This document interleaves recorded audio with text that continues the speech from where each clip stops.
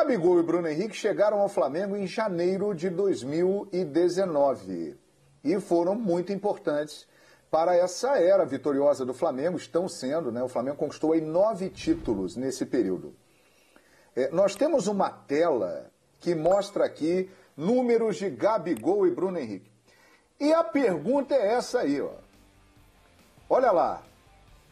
Flamengo na temporada quando a dupla Gabi e BH esteve junta. 15 jogos, não jogou 3. Quando jogaram, 11 vitórias, 2 empates, 2 derrotas. Quando eles não jogaram, 3 vitórias. Gols marcados com os dois em campo, 35, 2,3 por jogo.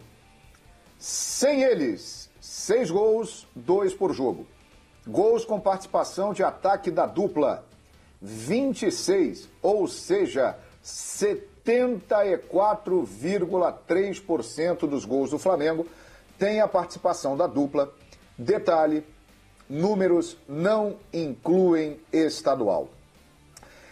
É uma situação delicada porque nós estamos falando de um grande clube que conta na sua história com uma quantidade enorme de craques, de jogadores excepcionais e de duplas de ataque muito boas. Mas a pergunta é a seguinte: pelo que estão fazendo, Gabigol e Bruno Henrique, eles já formam a maior dupla de ataque da história do Flamengo? Rapaz, tô rolando aí pra vocês. Vamos ver quem vai pegar primeiro essa bola aí. Quem vai pegar? Vocês estão pensando, que eu tô vendo. Eu não, pra mim a maior dupla de ataque da história do Flamengo. Não, porque Rodrigo? você pega assim, o maior Flamengo da história, o Flamengo do começo dos anos 80, campeão do mundo em 81, não tinha dupla de ataque, né? Era um tridente ofensivo, era um 4-3-3, né? Tinha Tita, Nunes e Lico na frente. Então não tinha dupla ali. Você pode pegar pelo nome, você teve o melhor ataque do mundo que não deu certo. Tinha Romário e Edmundo. Você pode falar, pô, Romário e Edmundo, a dupla é melhor individualmente do que Gabigol e Bruno Henrique? Até eu acho que é. Mas no Flamengo não foi. Uma não aconteceu e essa aqui já ganhou Libertadores, ganhou 2 brasileiros, fora que vai ganhar ainda mais. Então, na história do Flamengo, se você pegar o grande Flamengo dos anos 40, anos 50, naquela época, você tinha um quinteto ofensivo, né? O time jogava aqui no Brasil, usava diagonal o Flávio Costa, né? Que é a versão brasileira para o WM. Então você tinha 5 homens no ataque. Né? Até os times da década de 60, time lendário do ataque do Santos, do Pelé e tal, tinham 5 homens na frente. Então dupla de ataque começou muito a partir dos anos 70 para cá. E mesmo o auge, o melhor Flamengo de todos os anos 80, não tinha muito dupla, né? Então, para mim, não tem muita discussão, não. É a melhor dupla da história e talvez, se você pegar de clube, é difícil você achar uma melhor que essa, né? O pessoal vai levar do Casal 20, o Washington e Assis. Esse cara aqui, à minha esquerda, vai lembrar de uma dupla que eu gostava muito, que era Miller e Careca. Aquela ali era uma dupla que dava muito... o Miller e Careca era uma boa dupla, viu? Foi até para a Copa do Mundo. Mas era uma trinca, porque tinha o Sidney na ponta esquerda. Também, mas o Miller e o Careca transportaram a dupla do São Paulo para a seleção, né? Em duas Copas, inclusive, né? Fez muito sucesso. E o Sidney jogou em 85, em 86 ele começou a ter problema, depois perdeu espaço no time. Mas essa é outra história. Para mim, no Flamengo já é a maior, não tem discussão. Os números dizem isso.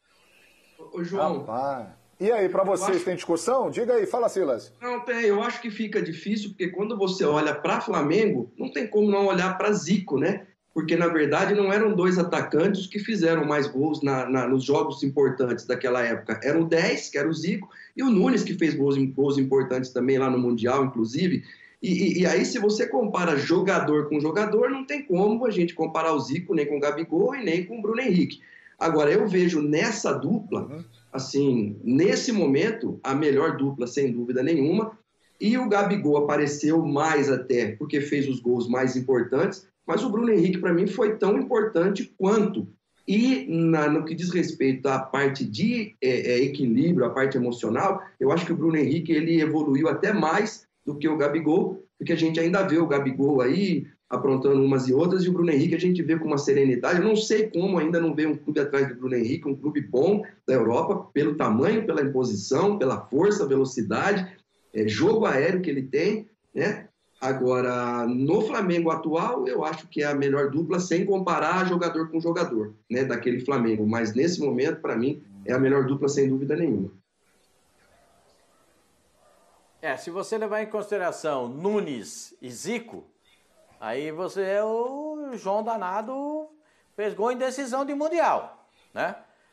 Zico, não vou falar nada. Se você levar em consideração essa dupla, não vou compará-los, porque aí não vai ter comparação. Porque essa dupla ganhou Libertadores e Mundial.